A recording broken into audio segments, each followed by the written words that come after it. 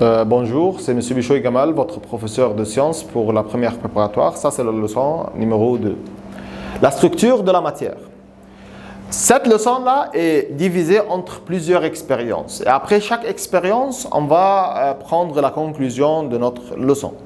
Premièrement, on met une quantité de parfum dans l'air. On va mettre une quantité de parfum dans l'air et on le sent dans toute la chambre. Si je vais mettre un peu de parfum dans l'air, je vais sentir l'odeur du parfum dans toute la chambre. Bien, cela prouve que la matière est formée des molécules. Les molécules, ce sont des petites parties de la matière, des très petites parties de la matière, qui sont répandues dans l'air. Les molécules de parfum sont répandues dans l'air et ils remplissent l'air. Bien. La molécule, c'est quoi la molécule? Est la plus petite partie d'un corps pur qui peut exister à l'état libre et qui garde les propriétés de la matière. La molécule, c'est la plus petite partie de la matière. C'est quelque chose d'infiniment petit, c'est la plus petite partie de la matière. Elle garde toutes les propriétés de la matière. Ça veut dire, par exemple, le molécule d'or, il garde toutes les propriétés de l'or. La couleur, les propriétés physiques, les propriétés chimiques, les réactions. Donc, qui porte l'identité de l'or? Qui porte l'identité de l'or?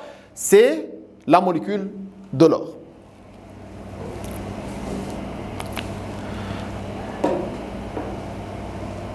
Ça, c'est la première expérience. Donc, la première expérience, qu'est-ce qu'elle a prouvé?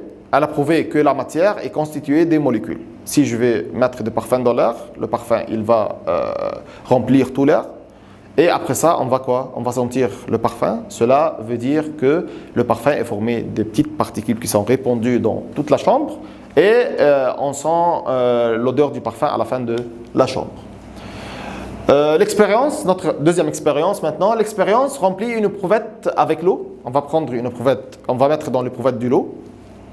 Puis on va prendre le permanganate de potassium violet dans l'eau. Le permanganate de potassium, c'est une matière de couleur violette. On va prendre l'encre. Vous savez l'encre? Tout le monde sait l'encre. On écrit avec l'encre. Si on va mettre l'encre ou le permanganate de potassium violet dans l'eau, on va constater quoi? Que l'eau change de couleur. L'eau a une couleur, elle n'a pas de couleur, elle a une couleur transparente, on peut dire l'eau est transparente. On va mettre quoi? Du permanganate, de l'encre, permanganate de potassium dans l'eau. On va regarder que le permanganate de potassium violet, il va entrer dans l'eau, et l'eau va changer de couleur. L'eau va être violette. Après quelques minutes, tu trouves que l'eau change de couleur. Au lieu d'être transparent, au lieu que l'eau soit transparente, elle va être quoi? Elle va être violette. Les molécules de la matière sont en mouvement continu. Ça, c'est la conclusion. Les molécules de permanganate vont entrer dans l'eau. Ils vont se déplacer dans toute l'eau. C'est pour cela qu'on dit que les molécules sont en mouvement continuel. Les molécules de permanganate se sont en mouvement continuel dans l'eau. C'est pour cela que l'eau change de couleur. Il devient violet. Ça, c'est la deuxième expérience. Donc, on a maintenant deux expériences. La première, celle du parfum. La deuxième, celle du permanganate. Et les deux expériences, ça prouve deux propriétés. La première, elle a prouvé que la matière est constituée des molécules. La deuxième, qu'est-ce qu'elle a prouvé? Elle a prouvé que les molécules de la matière sont en mouvement continu. L'expérience, troisième expérience. Si on va mettre 270 cm3 d'eau avec 230 cm3 d'alcool, on va mettre 270 cm3 d'eau avec 230 cm3 d'alcool. Je sais qu'on n'est pas encore dans une période de mathématiques, mais on doit faire l'addition. On va faire l'addition entre 270 et 230. On peut très bien conclure que c'est 500 cm3. Est-ce que l'eau avec l'alcool nous donne exactement 500 cm3 ou pas? On mesure le volume du mélange, on va trouver que le total est inférieur à 500 cm3. Comment 270 cm3 d'eau et 230 cm3 d'alcool ensemble ne font pas 500 cm3? Comment? L'explication est que un peu d'alcool ou l'alcool va entrer dans des espaces qu'on va les nommer après ça des espaces intermoléculaires, des espaces entre les molécules d'eau. Par exemple, ça c'est une molécule d'eau et ça c'est une molécule d'eau. Il y a entre les deux molécules d'eau quoi? Il y a un espace, on voit cet espace-là. Une molécule d'alcool va rester dans l'espace entre les deux. Donc, ça s'appelle quoi cet espace-là? Espace intermoléculaire. Cette expérience-là démontre par une preuve qu'il y a des espaces intermoléculaires. Pourquoi? Parce que la somme de 270 plus 230, ça doit donner 500. Mais en réalité, elle n'a pas donné 500. Elle a donné moins que 500. Elle a donné une valeur moins que 500. C'est quoi cette valeur-là? Cette valeur-là, ce sont des molécules d'alcool. Ces molécules-là, ils sont entrés dans les espaces intermoléculaires de l'eau. Donc, le total, ça ne va pas être 500 cm3, ça va être inférieur que 500 cm3. On peut dire que c'est 480, quelque chose comme ça, à peu près. Ce n'est pas exact, mais c'est à peu près. Cela prouve qu'il existe des espaces intermoléculaires dans l'eau où l'alcool a demeuré. Donc, l'alcool va entrer dans les espaces intermoléculaires de l'eau et le volume total va diminuer. Au lieu de 500, ça va être 480 ou plus ou moins ce nombre-là. Bien. Essayer de casser un morceau de fer, tu ne pourras pas. Essayer de séparer des quantités d'eau avec la main, tu pourras facilement. Cette propriété-là, on va expliquer cette expérience. Ça, c'est notre quatrième expérience. On a fait la première expérience, c'est le parfum dans l'air. La deuxième expérience, c'est le permanganate de potassium dans l'eau qui le transforme en violet. La troisième expérience, c'est l'expérience précédente, celle de l'eau et l'alcool ensemble, l'eau 270 et l'alcool 230. On va trouver que le total, c'est pas 500, c'est inférieur à 500 et cela démontre qu'il y a des espaces intermoléculaires.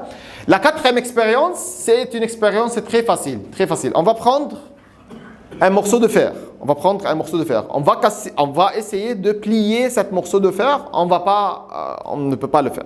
C'est difficile de plier un morceau de fer ou un morceau d'acier. Tandis que c'est facile, c'est très facile quand on prend un peu d'eau et on va diviser l'eau avec la main, il va se séparer facilement. Cela veut dire quoi? Cela veut dire qu'il y a une propriété qui s'appelle la force de cohésion. La force de cohésion entre les molécules, du fer est très forte. Donc, il y a une très forte force de cohésion, force d'attraction entre les molécules du fer. Tandis que l'eau, la force de cohésion entre les molécules d'eau, c'est pas considérable, c'est moyen. Donc, c'est très facilement, je peux séparer les molécules d'eau très facilement l'un de l'autre. C'est difficile de séparer les molécules des fers l'une de l'autre parce qu'il y a une très grande force de cohésion entre les deux, tandis que c'est très facile de séparer l'eau avec la main. Pourquoi? Parce que les molécules d'eau n'ont pas une très grande force de cohésion l'une avec l'autre. L'explication, la force de cohésion entre les molécules de fer est plus grande que celle qui se trouve entre les molécules d'eau, donc c'est très facile de séparer l'eau avec la main parce qu'il n'y a pas de force de cohésion, tandis que c'est très difficile de plier le morceau de fer parce qu'il y a une très grande force de cohésion entre ces molécules. La comparaison entre les matières, l'état. La matière est constituée de 3 états. Matière solide, matière liquide, matière gazeuse. La matière solide, le mouvement des molécules, la matière solide, elle est stable. Elle ne change pas. Si par exemple je veux prendre ce crayon de fer, ce crayon d'acier et je vais le laisser comme ça, il ne va pas bouger. Tandis que si je vais prendre une quantité d'eau et je vais le verser, il va se verser avec nous. Donc l'eau, c'est pas comme le fer. Le fer est stable, est solide. L'eau est liquide. Et la gaz, c'est une forme gazeuse. L'air, c'est une forme gazeuse. Le mouvement des molécules. La gaz, comme on a déjà dit, ces molécules sont stables. Ils n'ont pas un très grand mouvement. On peut dire que leur mouvement, c'est très faible. Tandis que le mouvement de l'eau, c'est moyen. Et le gaz a un mouvement très grand. Exemple de ça, si on va prendre le parfum et on va jeter un peu de parfum dans l'air, on va trouver que l'odeur du parfum va se répandre dans toute la chambre. Tandis que si on va prendre ce crayon en acier ou ce crayon en fer et on va le laisser ici, il ne va pas bouger. Cela veut dire que le mouvement des molécules du gaz sont très grandes et le mouvement des molécules des solides c'est très faible et entre eux il y a le mouvement des liquides qui est moyen. Espace intermoléculaire, les fers, si on va prendre le fer sous le microscope ou l'acier sous le microscope et on va regarder ces molécules, on va voir que ces molécules sont l'une proche de l'autre. Il y a une très petite espace entre les deux et il y a une très grande force de cohésion entre deux. L'une est collée de l'autre comme ça. Le liquide, l'espace intermoléculaire, si on va prendre de l'eau par exemple et on va le regarder sous le microscope, on va regarder que l'espace intermoléculaire entre les molécules, elle est un peu élargie. C'est pas comme les fers sont très collés l'un de l'autre. L'eau, qui est un liquide, sont un peu séparés l'un de l'autre.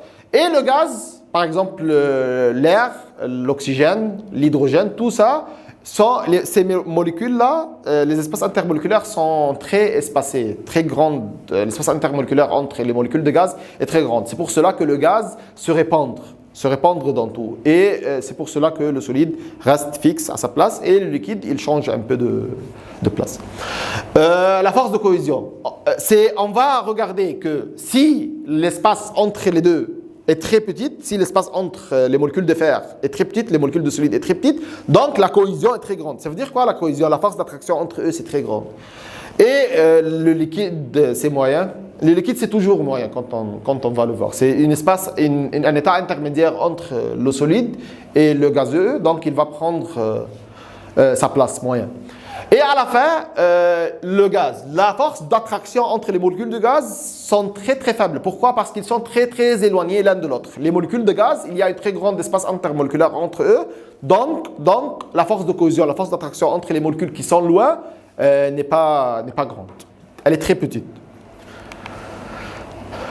La matière à l'état solide a un volume fixe et forme fixe. Si on va prendre ce remonte, on va regarder que si on va le laisser comme ça,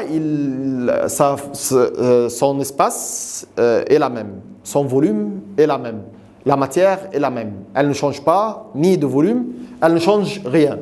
Tandis que la matière à l'état liquide a un volume fixe, mais elle n'a pas de forme fixe. Elle prend la forme du récipient qui le contient. Si je vais prendre un éprouvette gradué et je vais mettre de l'eau, l'éprouvette gradué va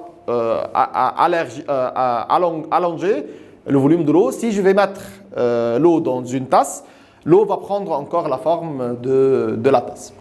La matière à l'état gazeux n'a ni volume fixe ni forme fixe. Le gaz, il se répand partout, il se contient partout, il n'a pas de volume fixe ni de forme fixe. La relation entre les propriétés de la matière et son état physique. On sait que la matière à l'état solide peut fondre. Comment la matière à l'état solide peut fondre? Je chauffe la matière, je lui donne une énergie calorifique très grande. Cette énergie-là, qu'est-ce qu'elle va faire? Elle va détruire la force de cohésion entre les molécules du solide. Elle va diminuer cette force de cohésion, donc les molécules de solide qui sont collées vont se séparer. On va élargir la distance entre eux avec la chaleur. Cette chaleur-là, elle brise la force de cohésion entre eux et la matière se transforme de l'état solide à l'état liquide. On va lire maintenant. En chauffant la matière solide, elle gagne de l'énergie calorifique. Celle-ci brise, ça veut dire casse, la force de cohésion entre elles. Et la matière se transforme à l'état liquide. Donc, on avait un état solide, avec la chaleur, se transforme en état liquide. C'est la fusion. La même chose pour la matière à l'état liquide. La matière à l'état liquide, elle prend quoi? Elle prend de la chaleur. Elle prend de la chaleur. Elle va prendre de la chaleur. Cette chaleur-là va briser la force de cohésion qui se trouve entre eux, entre les deux molécules de la matière liquide. Cette force de cohésion va être détruite, va diminuer. Donc, les molécules, l'un et l'autre, vont se séparer. Ils vont se transformer de l'état liquide à l'état gazeux. Ça s'appelle la vaporisation ou on peut dire l'ébullition. En chauffant une matière à l'état liquide, elle gagne de l'énergie calorifique. Celle-ci brise la force de cohésion qui se trouve entre elles et elle se transforme à l'état gazeux. Donc, de l'état solide, elle prend de l'énergie. Cette énergie-là, elle brise l'espace intermoléculaire ou elle brise la force de cohésion entre les molécules, elle se transforme en l'état liquide. La même chose pour l'état liquide. elle gagne de la chaleur. Cette chaleur-là, elle brise la force de cohésion qui se trouve entre les molécules de l'eau ou de la matière liquide. Elle se transforme en l'état vapeur, c'est l'ébullition. La matière et les molécules. Les molécules sont formées des unités plus petites, s'appelle l'atome. Donc, ça c'est le molécule. Dans les molécules, il y a une unité encore plus petite, s'appelle l'atome. Les molécules diffèrent les unes de l'autre par... Donc, chaque molécule diffère de l'autre par le genre d'atome, le nombre d'atomes. Le genre d'atome, ça veut dire, par exemple, le dioxyde de carbone, il contient 2 genres d'atomes, carbone et oxygène. Et le nombre d'atomes. Le dioxyde de carbone encore, il contient un seul carbone et 2 oxygènes, CO2. C, c'est carbone, O2, c'est pour l'oxygène. Donc, le genre, ça veut dire carbone et oxygène. Le nombre, ça veut dire le nombre. Il y a combien de carbone? Un atome de carbone. Et combien d'atomes d'oxygène? 2 atomes d'oxygène. Le genre de liaison entre les atomes, on va prendre ensemble, mais après ça, les genres de liaison, il y a plusieurs genres de liaison, pas besoin de le dire maintenant. Il y a 2 genres de molécules, des éléments et leurs composés. On va voir ces 2 genres-là. La molécule des éléments sont classées en molécules d'un seul atome, s'appelle molécule monoatomique. Ça veut dire le cuivre, par exemple. Si on va prendre le cuivre sous le microscope et on va regarder le molécule du cuivre sous le microscope, on va voir qu'il est constitué d'un seul atome. Tandis que le fer, c'est la même chose. Le fer, c'est la même chose. On va regarder le fer sous le microscope, on va regarder qu'il y a un seul atome dans chaque molécule de fer. Il est monoatomique. Le seul métal liquide, le mercure encore, c'est un métal liquide qui est constitué, son molécule est constituée d'un seul atome. Les non-métaux solides comme le soufre encore est constitué de... C'est un non-métaux solide, il est constitué, sa molécule, il est constitué d'un seul atome. Molécules de gaz inerte, tous les gaz inertes, le hélium, le xénon, le radon, le krypton, tout ça, le néon, tout ça, ce sont des molécules monoatomiques qui est constituées d'un seul atome, ce sont les gaz inertes. On va très bien ensemble savoir qu'est-ce que ça veut dire gaz inerte après. Les molécules formées de 2 atomes comme N2H2, Br2, ça c'est le deuxième type. Le deuxième type, ce sont les molécules formées de quoi? De 2 atomes, s'appellent diatomiques, comme H2, N2. L'hydrogène, le dihydrogène, le molécule de dihydrogène est constitué de 2 atomes d'hydrogène. Un atome d'hydrogène et un atome d'hydrogène.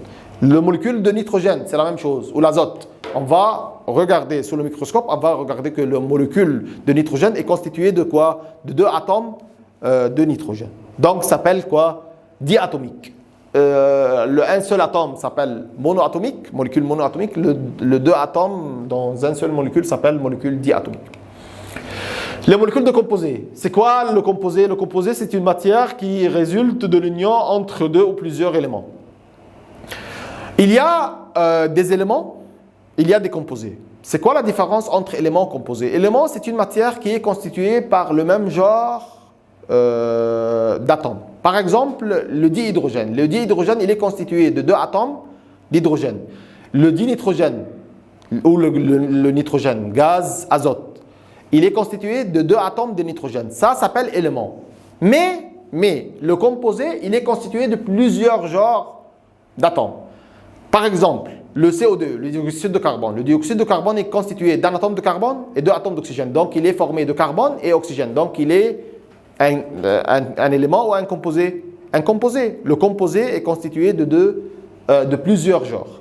On peut dire, par exemple, le chlorure de sodium, le NaCl, il est constitué d'un atome de sodium et un atome de chlore. Et le molécule d'eau, H2O, il est constitué de 2 atomes d'hydrogène et un atome d'oxygène. Et le molécule d'ammoniac, il est constitué de 1 atome de nitrogène et 3 atomes d'hydrogène. Tout ça, ce sont des composés, des exemples des composés. Merci pour votre attention. Merci pour votre attention. On a terminé maintenant le 2e leçon de l'année première préparatoire. Monsieur Bichoy Gamal.